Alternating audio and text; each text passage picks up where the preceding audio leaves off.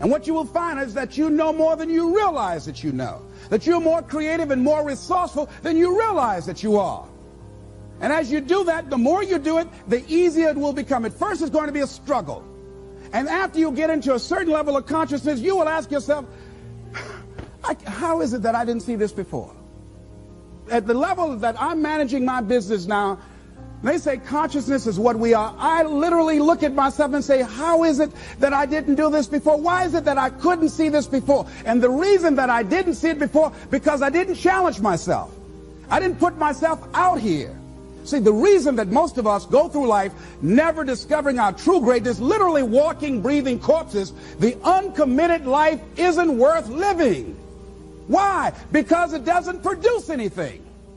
See, you only make things happen. Your life only counts. You only make a difference when you are committed.